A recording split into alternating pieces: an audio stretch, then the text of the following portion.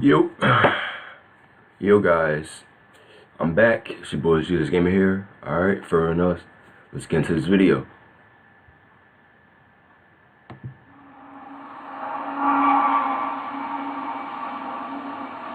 Right.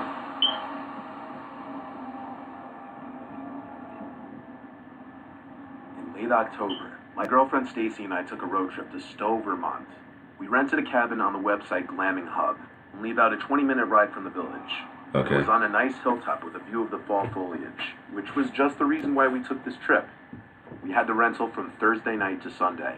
The cabin had a code lock system. The owner sent me the combination before we arrived, and it worked seamlessly. Stepping in, we looked around the place, and it was nice and cozy. Literally everything was made of wood, and it had this very old-fashioned country feel. It even had this distinct smell that just reminded us of, well, I guess a country log cabin. There was a bathroom, a small kitchen, 3 bedrooms, and a living room. There was plenty of space for the two of us. There were 2 TVs, one in the master bedroom and one in the living room. Okay. There was this other door that was locked, though, which we presumed led to the 3rd bedroom that was listed on the ad. Though we didn't know why it would be locked, it wasn't a big deal at all, and we presumed the owner had some personal stuff in there. Plus, he knew it would only be us 2. We put most of our luggage in the 2nd bedroom so that we could leave the master bedroom nice and neat. Since we arrived pretty late on Thursday, we went straight out to dinner in town. Then we walked around the village for a little bit before returning to the cabin. Okay. By then it was late, so we called it a night after a movie. The next day was a cloudy, chilly one. We went out to hike along some dirt trails in the woods near the cabin, which was very peaceful. Upon returning to the cabin, I showered and changed out of my hiking attire and into more appropriate attire for hitting a nice restaurant. When I got out from the shower, Stacy told me she heard something in the bedroom with a locked door. She said it sounded like a radio or recording. I went up to the door and put my ear up on it to try and listen, but it was silent on the other side. I knocked on the door to the dismay of Stacy. She told me to stop because the idea of me knocking on the door trying to see if someone was in there freaked her out. To be honest, I slightly did it for that reason, just to tease her. While Stacy was in the shower, I was sitting in the living room watching whatever I could find on the TV. That's when I thought, just barely, I heard the slightest sound from inside that room. I muted the TV and went to put my ear over the door again. I did hear this slight speaking noise, like it could be from a radio. I messaged and then called the host and told him about it. He said he wasn't sure why his wife would have locked the door, but that she may have left some of her stuff in there. He said as for the speaker noise, he'd have to ask his wife. Stacy and I went out for lunch after her shower. I didn't tell her about hearing the noise as well because I didn't want to creep her out. It was obvious to me the guy's wife just left an electronic device in there or something. We went to this restaurant on Main Street in town called Harrison's. After that, we just took a drive around the area, then stopped at a park and relaxed for a bit. That's when the host called me and said that his wife told him she didn't lock anything in there, so he's not sure why that is or what we could be hearing. He offered to come by and unlock the door and check it out, to which I said sure. So with that, we headed back to the house. It was about a 20-minute drive back. When we got back, Stacy let herself in and collapsed on the couch, tired from, I guess, eating and walking around. I listened into the room again, and I still heard the same sounds from before. I said, Somebody must be spying on her. It must be. There is no way you can hear a radio sound and the door is locked. Somebody must be spying on her. They must have some type of like motion detector or camera, something like that. There's no way they're being watched. hang on, I'll be right back to Stacy as I walked outside. I didn't know why I didn't think of doing this sooner. Oh, excuse me. I went to the window to the bedroom with the locked door. There were no curtains or anything blocking the view inside.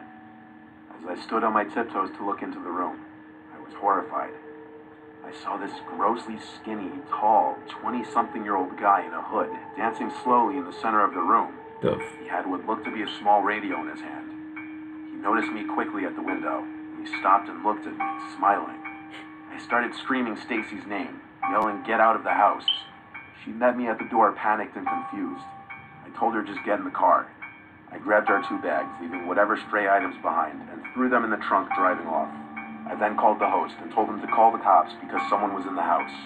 I knew it. An hour later, while we were sitting in town, I got a call back from the host who said police arrived and the 3rd bedroom was opened and no one was in there. However, they found multiple empty bags of chips under the bed, implying someone was in fact in there. We went back to collect our remaining belongings and worked out a refund between the host and the website. Of course, we didn't stay there after that. We went to a nearby motel and stayed till Sunday, and we went home. I'll tell you though, when I saw through that window, that dancing skinny figure, I couldn't sleep for nights. Especially with the thought that he was in there the entire time we were, even while we were asleep.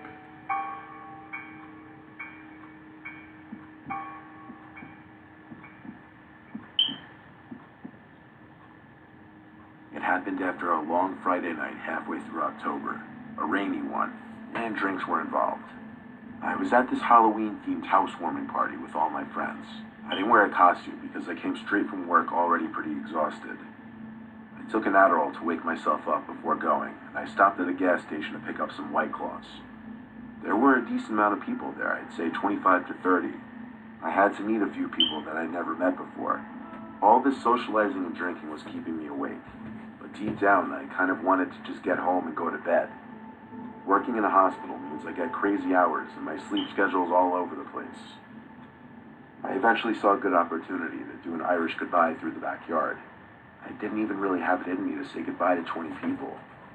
I really shouldn't have driven home with alcohol in my system, and I don't recommend anybody ever do that. Always call an Uber. I ran through the rain and got in my Subaru and just started to drive. No music on. I wasn't in the mood. I just wanted peace and quiet, to listen to the rain hitting the windshield. Then, driving down some quiet residential road, I spotted a girl walking in the rain. No umbrella, no jacket, nothing. She stopped walking and looked at my car as I drove nearer to her. I definitely let out a sigh as I contemplated whether I should just keep going or not, and my more compassionate side told me to pull over. I rolled down my window and asked if she needed a ride. Without answering, she got in the back seat of my car. I asked her where she was going. She said just down to the end of this road, so that's where I took her. As I stopped at the second stop sign, I asked her why she's out in the rain. She said she was just in a hurry back and didn't want to call a cab. I said that's understandable, making a joke about how expensive cabs and Ubers are. I introduced myself as Jake, and she said, "Allie, thanks for picking me up." After that, no more words were exchanged. I continued down the street until I saw a dead-end sign approaching.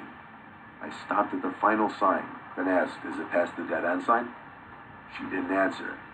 As I was halfway... Nope. I'm letting a stranger in your car. It's no way. It's really... These stories are sus. Really messing up. Through that little intersection, I looked in the rearview mirror, and my heart sank. She wasn't in the reflection. I stomped on the brake and turned around. She wasn't in the back seat. Wow.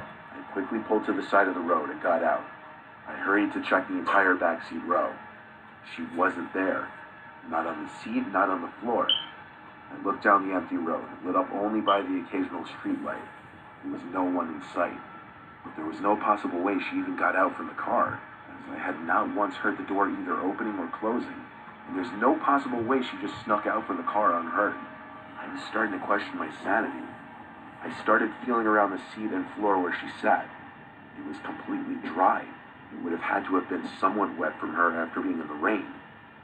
I stood there in the rain, dumbfounded, confused, and scared. I looked around me again, and then I realized to the right of the car, right next to where I pulled over, was a fence. And beyond that fence was a cemetery. And her response to my question moments before dawned on me when I asked her, "Where are you going?" And she said, "Down to the end of this road." I looked at the cemetery, which was at the end of the road. Then I got back in my car and did a 3-point turn and hurried home. I don't think I was anywhere near drunk enough to be hallucinating shit.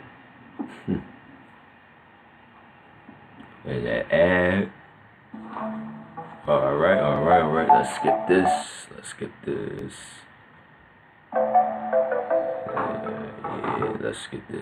Anime stuff. Skip it.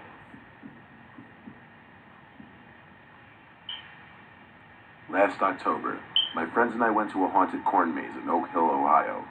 It was supposed to be the best corn maze in our area. I want to leave the name out just out of respect for the corn maze.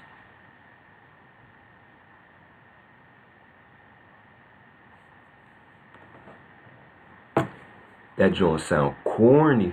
Say no. Get it? Say no. Yeah, I don't like corn mazes anyway. Too large, you'll easy to get lost. Yup. The family that runs it. I was with my friends Joe, Carl, and Cody. We always do haunted house type stuff every October. On the line to get into the attraction, we overheard some kids saying how last year the maze had to shut down for a night because some kid was actually hurt by one of the workers. Wow. We joined in on the conversation, and apparently someone dressed in one of the costumes actually pushed one of the customers, and they had to close for the night. I guess that added a little bit to the nerves, like that maybe we'd feel like the costume actors would actually go above and beyond just the typical jump scares. Once we got in, it felt like a normal corn maze. It started slow. Then, the occasional actors would jump out from behind a corner or out of the crops. There were multiple speakers tucked away in the background, blasting spooky sound effects to add to the ambiance. It overall was just littered with Halloween decorations and props everywhere. We came to this little split. There were two directions we could go, left and right, and there was a sign in the middle with two arrows. Left side said, "This way to safety," and the right side said, "Danger, keep out." So, 2 and 2, we decided to split up. Cody and I went to the left, the safety side. As we walked, we expected it to be the opposite of safety, that this side would probably be the scarier side or have more jump scares. Well, it turns out that was right. Kind of. We turned this corner, and there was this guy in a costume just standing there holding a pumpkin. The costume was very bizarre. It was an all-black outfit with this weird blank mask over his face.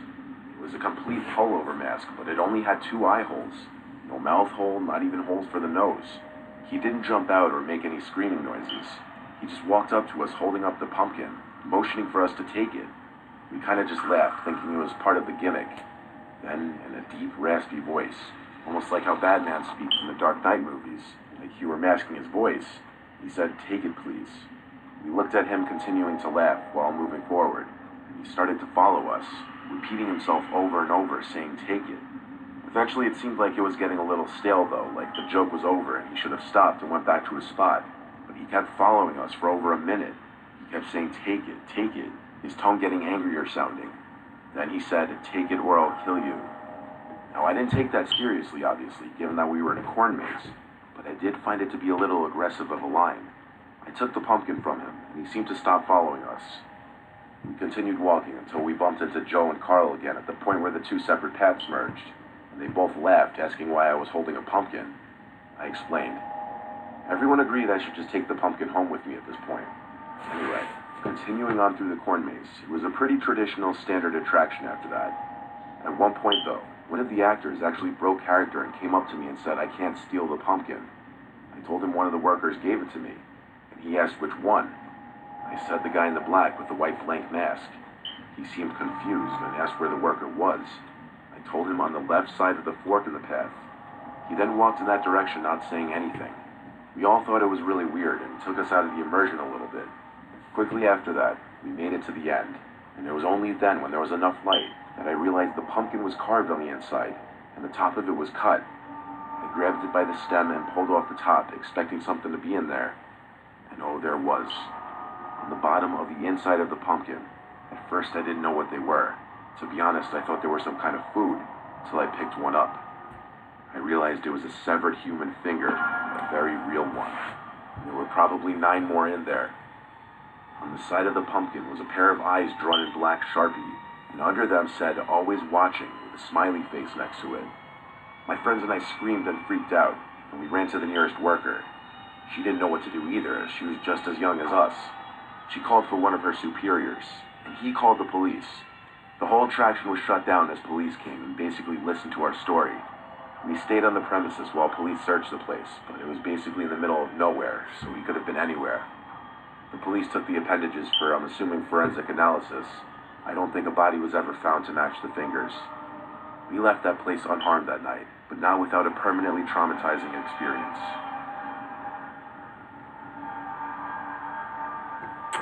Yeah. That's just something you don't even play with. I knew something was up when I heard cornfields. Cause like, nah. Just like, nah. I just did. And just said, take it, take the pumpkin. It's like, You know? Like, you did not find that weird, just a random dude holding a pumpkin like this. Take it, like, come on now. Well, alright guys, that's the end of the video. Like, comment, subscribe. More videos coming out, so stay tuned. And see you guys in the next video. Peace.